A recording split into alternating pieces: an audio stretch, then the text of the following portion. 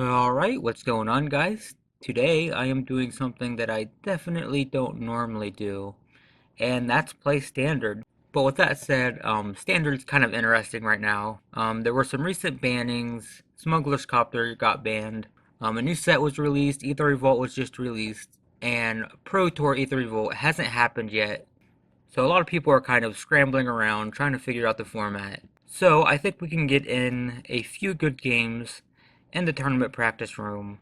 So let's get on to this deck that we're going to be playing. It's basically, you've probably seen it, the black-red aggro deck. I hate generic names like black-red aggro.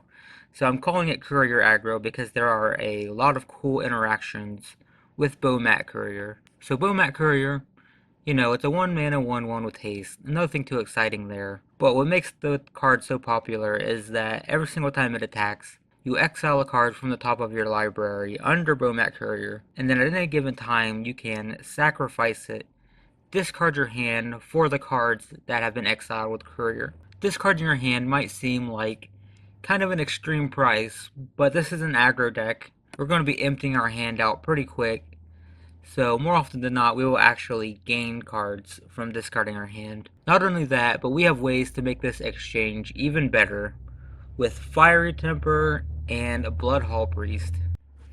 Both these cards have pretty cheap madness costs. So if we have a Fiery Temper in our hand when we discard the Bomat Courier, it basically becomes a Lightning Bolt, 1 mana to deal 3 damage to anything. But Bloodhall Priest is the really interesting one. If we discard it to Bomat Courier, it's a 3 mana 4/4, which is already pretty sweet. And then when it comes into play, if we don't have any cards in hand, we deal 2 damage to anything. And, yeah, guess what we just did? We just discarded our hand to Bomat Courier. So we discard our hand, pay 3 mana for Bloodhall Priest, get a 3 mana 4/4, and then deal 2 damage to something, and then refill our hand. So yeah, it's a pretty cool interaction between those two. So backing these guys up, we have a suite of black and red aggro. We've got Inventor's Apprentice.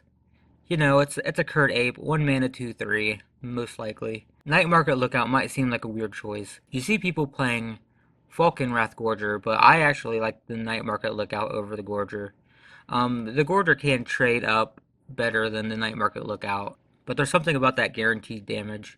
And if you get it out on turn 1, especially against all the control decks, you get a lot of value out of it. For 1 mana, if you get it out on turn 1, especially against like a mid-range deck, it can easily deal, 4 to 6 damage and net you 2 to 3 life. Scrap Heap Scrounger, I probably shouldn't need to tell you how awesome it is. A 2 mana 3/2 is pretty awesome, and the fact that it constantly comes back after it's been killed, I mean, it will eat so many removal spells.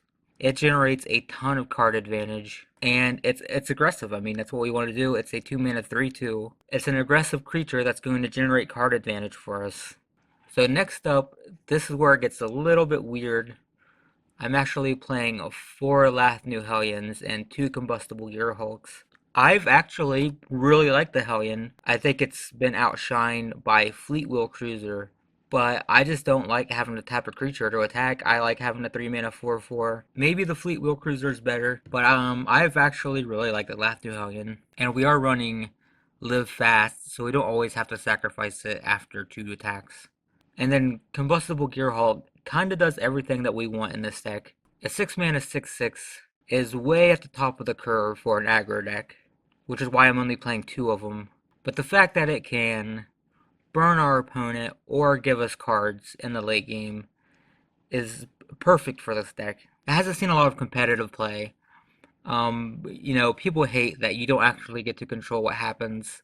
But in this deck, I'm pretty happy with whatever happens in pretty much any scenario. I mean, draw 3 cards is awesome, and if our opponent wants to take damage and against an aggro deck, I'm okay with that too. And this next slate will kind of show you why, because we have kind of a burn sub-theme here. We have 2 Shocks, 2 Hungry Flames, and 4 Unlicensed Disintegration. And keep in mind, we also have those 3 Fiery Tempers from earlier. So, burn hasn't been super popular in Standard, but I'm actually a fan of these burn spells. Shock's not great but we do need it against the Sihili Copycat combo. And I should note, by the way, that we have two more shocks in the sideboard and two more Hungry Flames as well. So we can kind of tailor our burn to whatever our opponent is playing. If they're not playing the Copycat, we can take out the shocks for the Hungry Flames.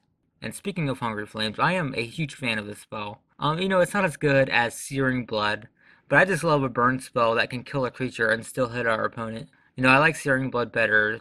2 damage to a creature and then still hit our opponent for 3 is pretty awesome. But Hungry Flames in Standard works well enough. 3 damage to a creature and still burn our opponent is something that I've always liked with other similar spells. And then Unlicensed Disintegration is kind of the best. Destroy any creature and deal 3 damage to the opponent. We are running 4 Bomat Couriers and 4 Scrap Heap Scroungers, which isn't a lot, but the Scrap Heap Scroungers keep coming back. So if we get one, it will usually be there for the entire game. And then finally, we have 3 Live Fasts and 1 Key to the City. Live Fast, obviously, we just want to refill our hand in the late game.